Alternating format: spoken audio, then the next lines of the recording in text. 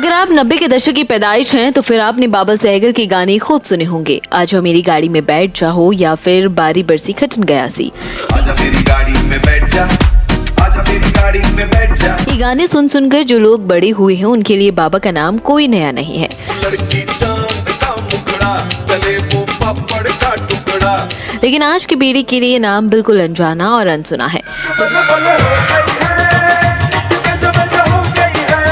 क्योंकि समय का ऐसा चाबुक बाबा सहगल के करियर पर चला कि देखते ही देखते सब कुछ तबाह हो गया। जी हाँ, आज के इस वीडियो में हम आपको बताएंगे कि कैसे कामयाबी के बावजूद भी उनका करियर बर्बाद हो गया, नाम और शोहरत सब डूब गया। तो चलिए जानते हैं बाबा सहगल के करियर की कामयाबी और डूबने की कहानी। 90s के सिंगिंग सुपरस्टार बाबा सहगल को सब जानते हैं। रैपर, पॉप सिंगर बाबा सहगल जैसा कोई नहीं आया, ना कोई आएगा।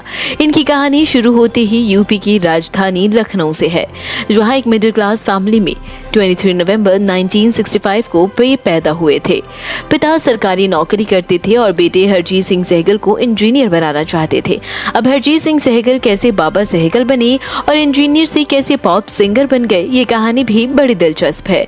लखनऊ के कॉन्वेंट कॉलेज में बाबा का दाखिला करवा दिया गया तो बस परिवार के दबाव में पढ़ते रहे। लेकिन बचपन से माँ किशोर कुमार के गाने सुना करती थी, खासकर उनका गीत मेरे सपनों की रानी कब आओगी तुम। घर पर कोई मेहमान आता तो माँ बाबा से कहती कि किशोर वाला गाना सुना दो, तो बाबा भी सपनों की रानी सुना देते। खूब तालियां मिलती तो किशोरदा जैसे गायक बनने का सपना देखने लगे।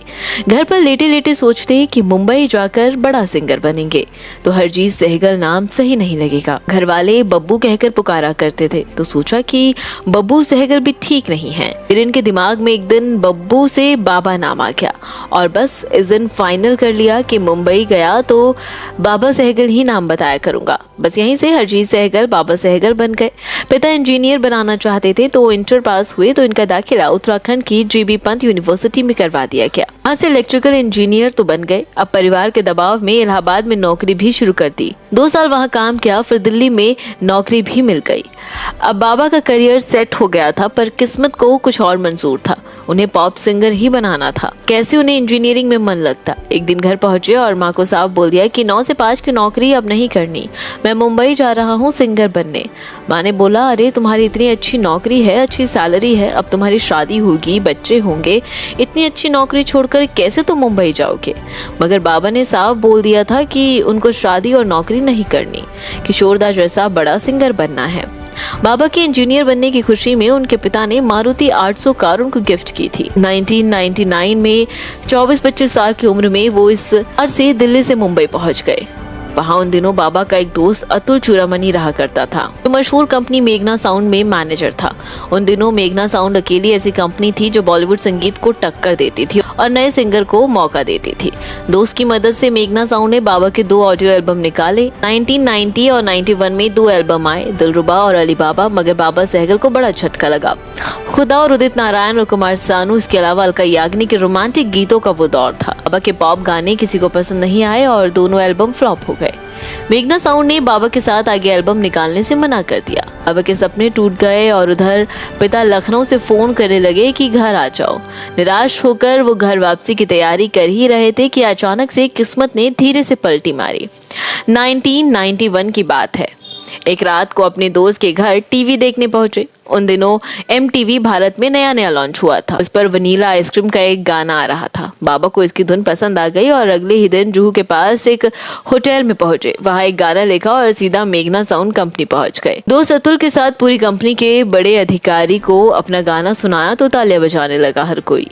कंपनी के उस समय के बॉस शशि गोपाल ने सुनते ही एल्बम लॉन्च करने का डिसीजन ले लिया। साल 1992 में बाबा का तीसरा ऑडियो आया, ठंडा ठंडा पानी। एल्बम के 8 गानों ने धूम मचा दी। ऑडियो कैसेट मार्केट में इतने बिके कि बाजार से सारा स्टॉक ही गायब हो गया।